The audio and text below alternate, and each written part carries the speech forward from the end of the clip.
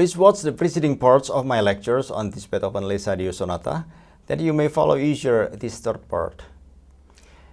The introduction of the sonata clearly confirms what a genius its composer was. The sonata from the classical era is one of the most successful manifestations of mankind's complex emotion into music. Let's take a look at its ambiguous start. This could be an E-flat major triad if we add a B-flat. But this could be a C minor triad if we add a C. The second chord soon brings the clarifications that we are in E-flat major. The second chord is supposed to be its dominant chord. If we were in the C minor key, we would have had B natural in the second chord.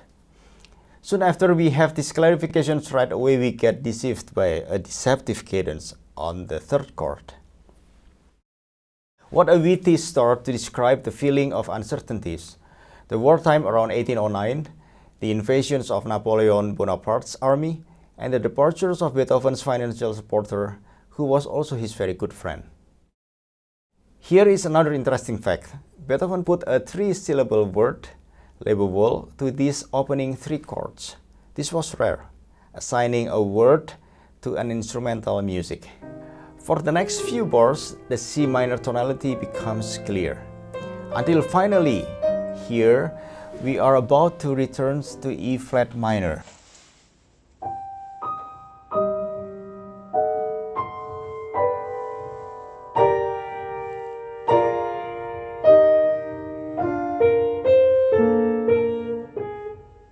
But Beethoven turned us to the unexpected crashing sound of a diminished chord. The intervals within a diminished seventh chord are all uniformly minor third.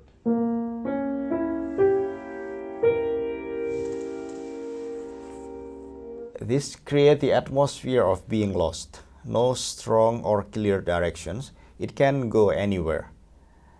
This perfectly paints the circumstance in which Beethoven was experiencing. Anything could happen at that time. Then he went on to this B-flat, the dominant 7 of E-flat major.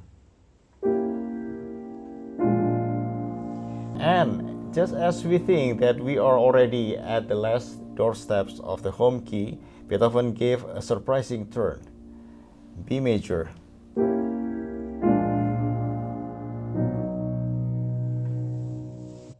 If we never heard this piece before, the expectations for the E-flat major home key is very strong. Such expectation is led by the melodic line, the three-note scale-wise down, the Lebewohl theme. This three-note opening becomes the dominating motif for the entire sonata, like an endless spring of creative ideas, one transformation after another. I can illustrate here that Beethoven is like both a great film director and a great screenwriter. The two in one person who successfully creates the manifestations of one sole story with its numerous twists and turns that surprise and captivate the audience so well.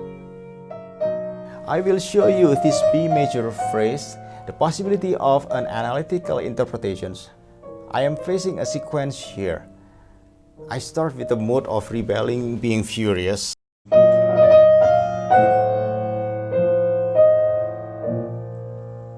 But suddenly I drop into the mood of introvertedly lamenting.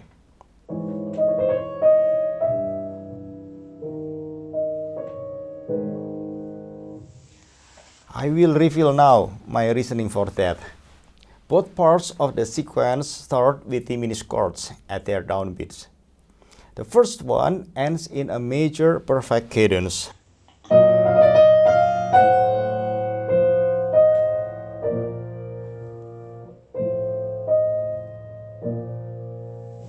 But the second one ends in a minor perfect cadence.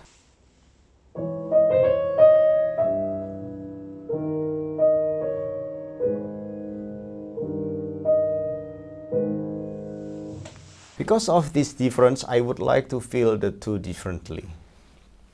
In summary, The E-flat major eventually arrives at its E-flat minor counterpart.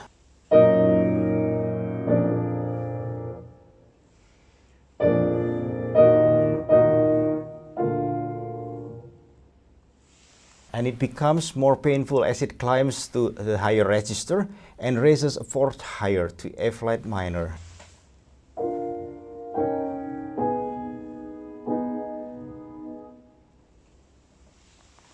Let me show you a sample of analysis from the articulation markings given by the composers that may provide the basis of your interpretations.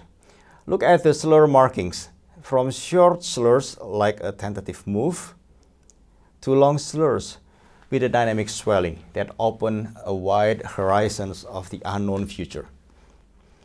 Also, if we bring these many rest markings, the silence do tell their stories so often ignored. Here I may interpret them, the rest signs, as a sign of despair or disbelief.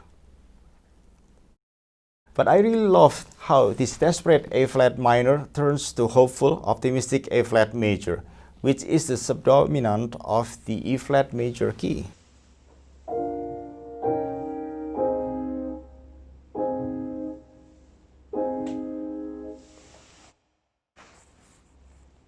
What a nice start for the subsequent energetic allegro section.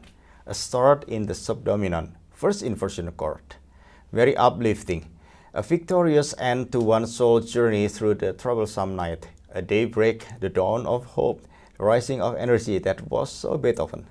This is what I love the most from this composer. Every time I read his Heiligenstadt Testament, I am in tears. Truly Beethoven was and he is the messenger of hope. Not only great music he left us with, but also the story of how mankind may rise above whatever unfortunate destiny that may come in that person's path. Just like how Beethoven was completely deaf, but his spirit never fails to sing till the end of his life. This introduction is so rich of messages, and only until we take time to search beyond the initial instinctive receptions, then we will see a lot more things deep within. At the end, I am not aiming for breaking my analysis and insights, but I am aiming for bringing out the most of the composer's stories and making connections to my own personal stories. What a tremendous experience in music!